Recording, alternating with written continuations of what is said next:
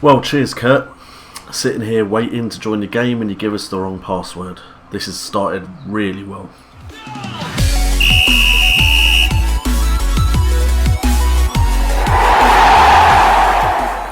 And so it begins. We are starting off the network game. It's about time. We had to get our schedules together and everything. But Jay No has now taken over at West Bromwich Albion. All the news we've got to go through and everything. But the way this is going to work is we're going to go through the preseason quite quickly, just showing you the highlights. Assistant managers will take over the friendlies, and then hopefully we will get to the first game of the Premier League in this episode. Not messing about in this. Boys, I'm coming for you. So first of all, just going through all the stuff at the beginning of the game, and my coaching staff, my assistant manager, they have come to me and they want me to buy Adam Johnson. You can off. And we also start off with some great news. Just went and had a look at my transfer budget. I've got nothing. I've got absolutely nothing. Really, I was the one that came up with this idea. I was the one that came to these guys and said, let's play a network game. And I'm the one that has the team with no transfer budget. What on earth is going on? I should have rigged it. So check this out, boys. Mid-table finish expected. Reach 5th round, reach 4th round. Not too bad. But if I say I can get top half finish, new transfer budget still 0. Euro Cup qualifying, budget 0. Reach semi-finals of the Cups, budget still 0. So I might as well not raise anything. Okay, so we're now having the team talk. I wanted to take the opportunity to introduce myself to you as a new West Brom manager. That sounds so bloody formal. Calm, and it's just a normal sentence. I'm not going to say that too over the top enthusiastic. Right, here we go. I'm very positive about our chances to know top half. Let's go mid-table. Only Darren Fletcher thinks we should show a bit more ambition. Yeah, I'm managing expectations, man. I expect that each of us has our own opinions. Sorry, Darren Fletcher, I'm not as positive and confident as you are. Maybe you should be manager, mate. Okay, so as you can see, guys, it is on. Hamburg have accepted offers for Dennis Dijkmeyer from Hoffenheim, Palace and West Brom. Now I'm spending money that I'm hopefully getting from a transfer that I should be confirming soon. So hopefully I can beat Joe to this player. But let's have a look at what we can offer him. He wants rotation. I don't pay appearance fees. You're not getting paid for playing. Because I only just noticed that Joe had made an offer for Dijkmeyer, and I was going to leave it a bit, see how Gamboa did. But I think Dennis Dijkmeyer at 1.5 million is a bit of a bargain. And we have philosophy talks. Let's talk with the board. Jeremy Pearce. This is what I want to do at this club. I want to play a direct style of football. We're going to go on the attack. And I would like to buy young players.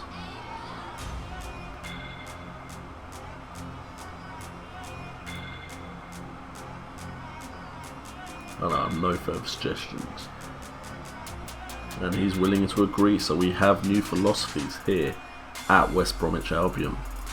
And we have the first bit of business done, set. Anichebe is going to AS Monaco, and it's for £6 million. I'm used to looking this way, but it's for £6 million.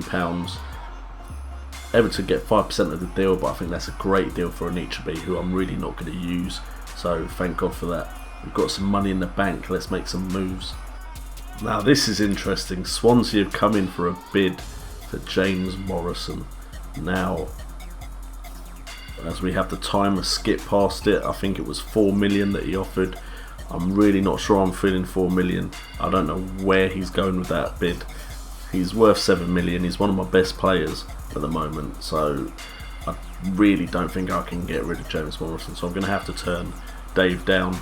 Yeah, sorry Dave, we're going to have to say no. And the deal is in the books. Probably one of the biggest selling of players in West Brom's history. We've sold Saido Berahino for a deal that in total could come to 35 million. Sorry, subject to conditions, could rise to 43.5 million. How much did we get up front? I think it was 35 up front. Yeah, blimmin' heck, even I didn't realise I've got that much money for him. But we get 35 million up front for him, which means we can confirm the next deal, which is Zuccolini set to sign for West Brom, promising 22-year-old, making that midfield just that little bit stronger. And we've got plenty of money now to spend because we're getting Zuccolini for 2.7, which could go up to 3.5. So nowhere near the Cesar Berahino money. Except we have our first new addition to the club. Welcome, Zuccolini. And the second signing is done as well. We have Jonathan Callery, £5 million. So that's 8.5 million spent of that 35 million we've got. We've got a new striker in, boys. So we've replaced him. Hopefully this guy can do just as good as Cesar Berahino, or even better. I've got a lot of expectations for this guy, so fingers crossed. And we're just raking him in right now. 1.5 million for Dennis Dijkmeyer, German under-21 right back, to take that complete wing back spot in my side. I'm getting excited now. That Berahino transfer and that Anichebe transfer has meant I now have money to spend. It can now start shaping this side, although I'm a bit worried I'm getting a bit too excited and signing too many players. So I probably should start slowing it down now. I've already got plenty of new players to kind of try and gel into my squad.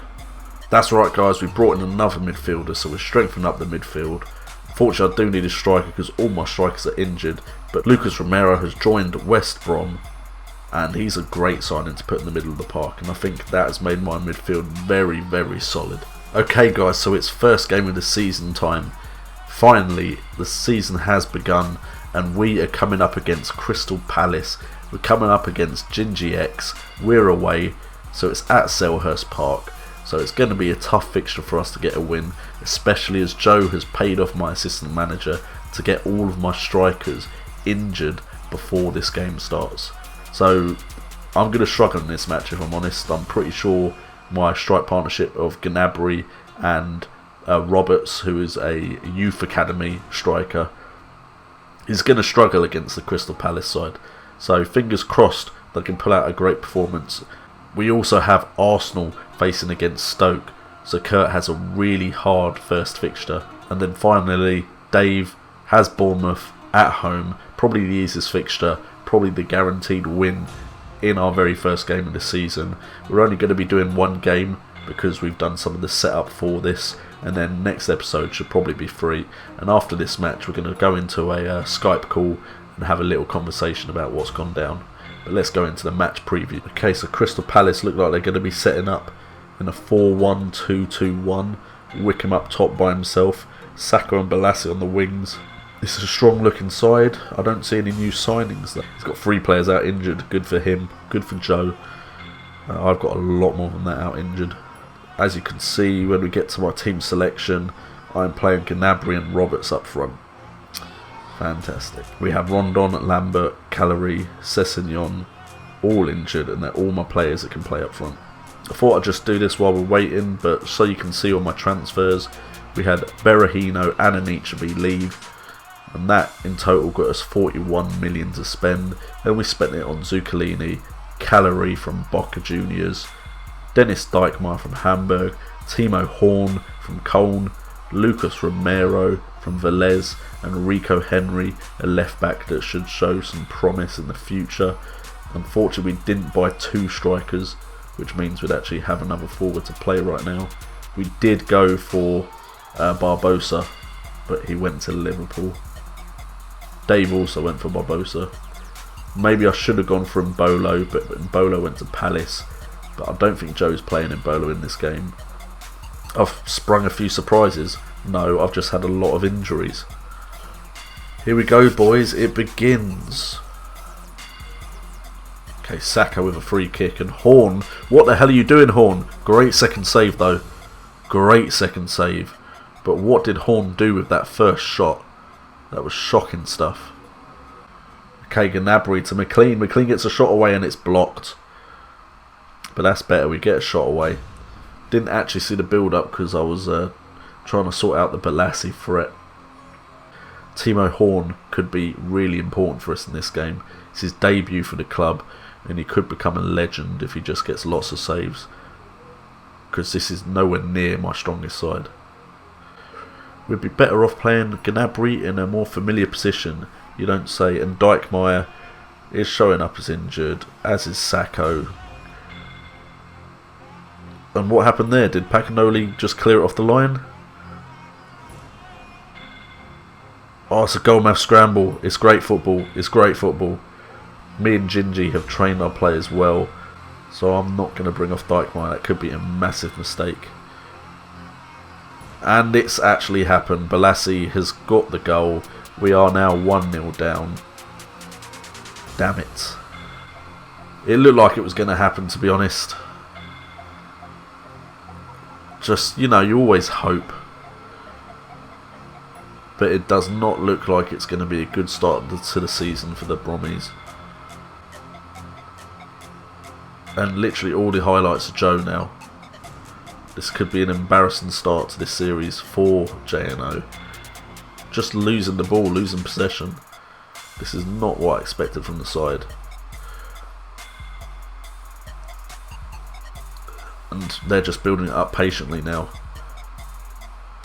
We may have to go for a different tactic, because Wickham has just turned and scored a screamer. Started off quite equal, and then suddenly Palace have just run away with it. The counter is not working. Okay, so we're going in at half time and we're 2-0 down. We have definitely not been good enough. Do I risk?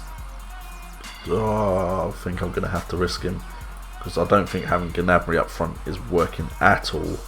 Alright, so we're desperate, so we've bought on Calorie.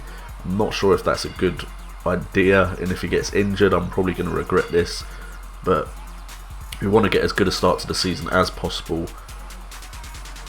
Please, West Brom, rally back.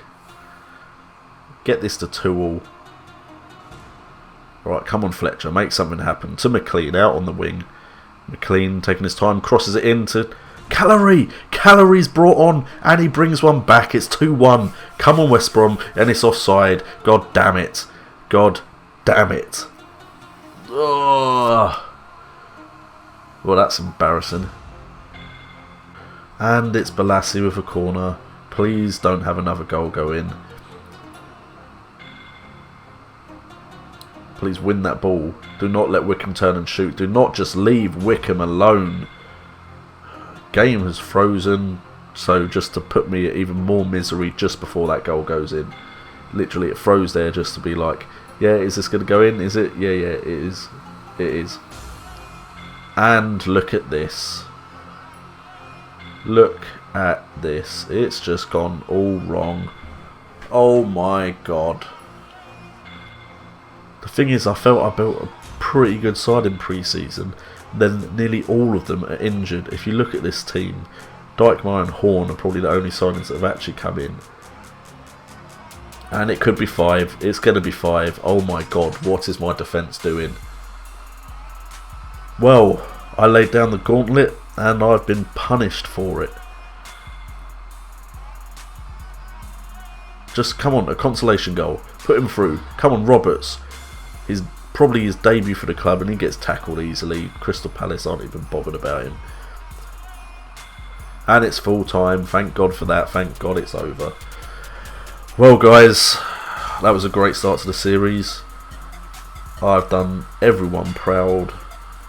Well, disappointing, yeah, just a little bit. Well, that was just embarrassing, wasn't it? But I mean, if we look at it, I had 13 shots, but where were they from? They're probably from distance. He had 8 on target to my 3. Possession-wise was pretty similar. Fouls, I was fouling them all over the park. But if we look at the analysis, first of all, let's look at the other results. Stoke managed to get a 2-2 draw against Arsenal. Great result for them. And Swansea managed to get a 2-0 win against Bournemouth. So everyone did well apart from me. Yay! So if we have a look at the table, Palace are top thanks to their thrashing of me. Swansea are 5th, Stoke are 10th, and I'm bottom. Yeah! And another injury. Get in. Devastated. Yeah, I know how you feel, fans. I know how you feel. What is going on, the people of YouTube, and welcome to... oh shit, what is it? Oh my god. Excited. Oh my god. Hang on. He didn't have his words ready. No. What is going on, the people of YouTube, and welcome to Football Manager 2016, the mid-table clash. And today I'm joined with one of you speak. Hey. Yeah, J&O. And Dave. And today has been a big day. It's the review of our first episode, which for those of you that have watched it, you know, you already know what's happened. So we're just going to have a quick review as to what's gone on. We're going to have a talk between each other as to what has been. We'll start off with Kurt. How's it going, Kurt? That's going alright, thanks you. Well, yeah, I'm very good. How's your team going, Kurt? That's what I want to know. Oh, it's worrying at the back.